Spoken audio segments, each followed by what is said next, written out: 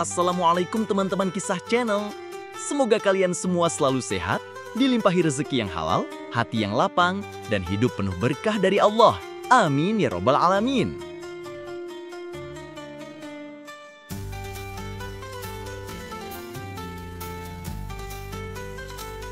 Hari ini kita akan ngulik lagi kisah gokil, kocak, tapi penuh makna dari si cerdik, si nyentrik, dan si paling nyeleneh, Abu Lawas.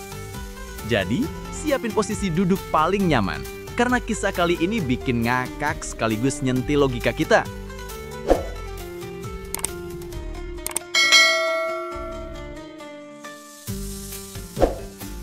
Pernah kebayang nggak? Ada demonstrasi di kerajaan, tapi isinya bukan teriak-teriak, bukan rusuh, malah bikin semua orang ketawa. Dan yang lebih gokil lagi, demonya sukses bikin Sultan berubah pikiran. Siapa lagi kalau bukan Abu Nawas yang bisa kepikiran ide sekonyol itu?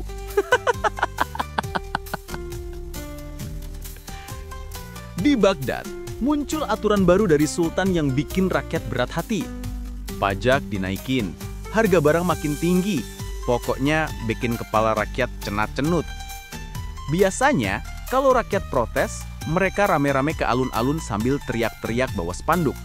Tapi ya gitu, tentara pasti langsung bubarin. Ujung-ujungnya malah bikin masalah tambah runyam.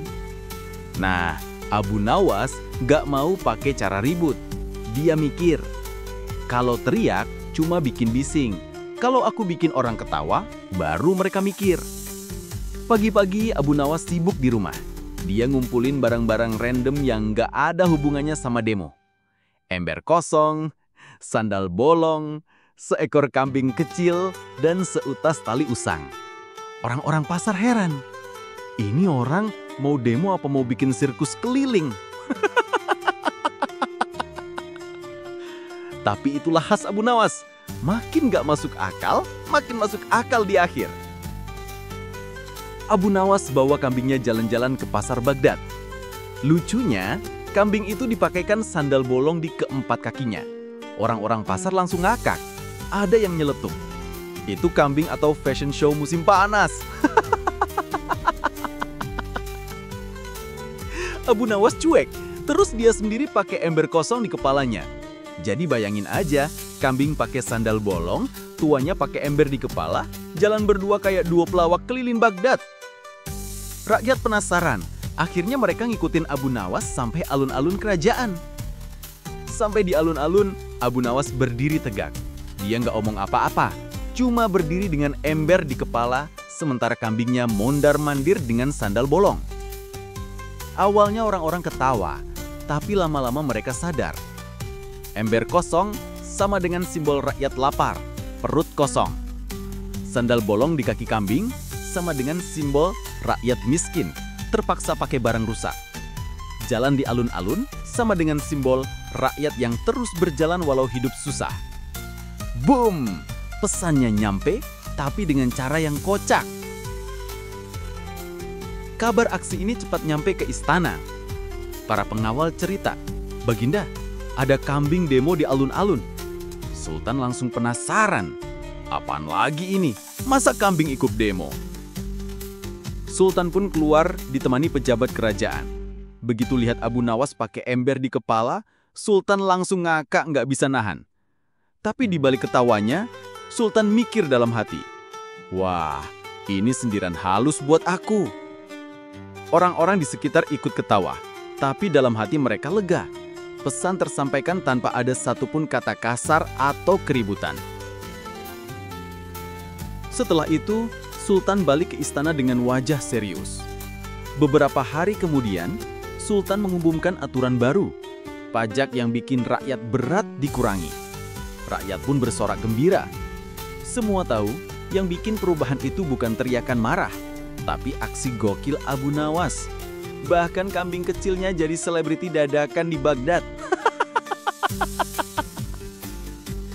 Abu Nawas sendiri cuma nyengir sambil bilang dalam hati, "Kadang satu ember kosong bisa lebih lantang daripada 1000 teriakan." Dari kisah ini, kita bisa belajar, menyampaikan pendapat itu penting, tapi cara menyampaikannya lebih penting lagi.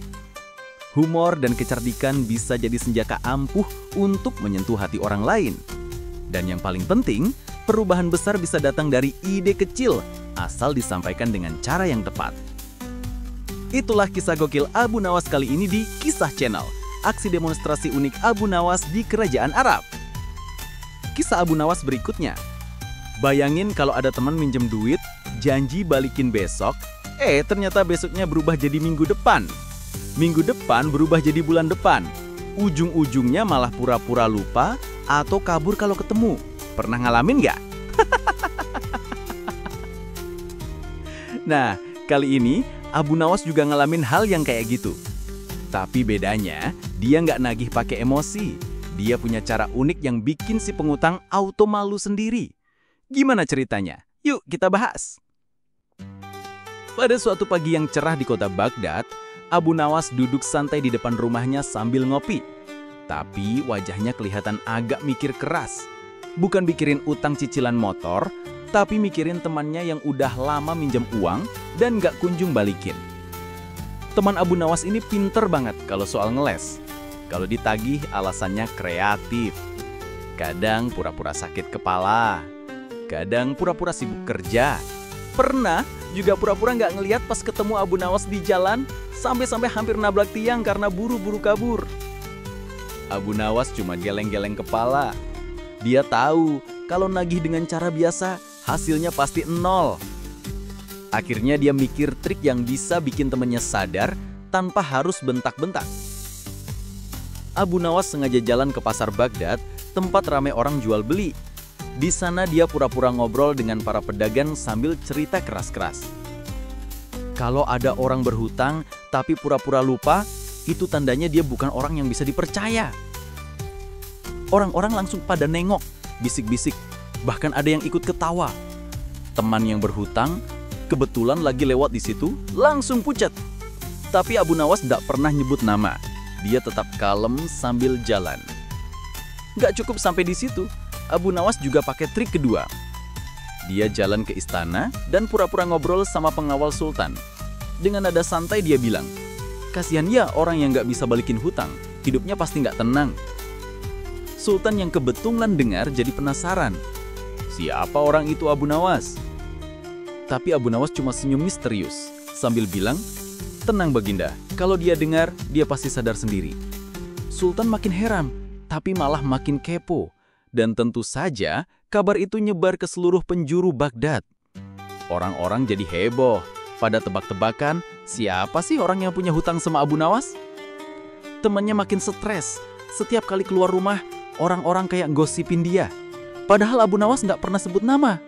Tapi gosip di Baghdad jalan lebih cepat daripada unta lari di padang pasir. Akhirnya, di tengah malam, dengan wajah penuh keringat dingin, si pengutang datang ke rumah Abu Nawas. Dia bawa sekantong uang sambil gemeteran. "Ini hutangku, maafkan aku." Abu Nawas pura-pura kaget. "Oh, jadi kamu toh orangnya? Aku nggak pernah sebut nama loh." Temannya cuma bisa nyinggir malu, tapi sejak itu dia kapok minjem uang sembarangan. Dari kisah ini, kita belajar. Hutang itu bukan sekedar angka, tapi juga soal kepercayaan. Kalau minjem, ya harus balikin. Jangan sampai bikin orang yang nolongin jadi susah sendiri. Dan yang paling penting, masalah kadang bisa selesai bukan dengan marah-marah, tapi dengan trik cerdas dan cara yang elegan. Itulah kisah gokil Abu Nawas kali ini di Kisah Channel.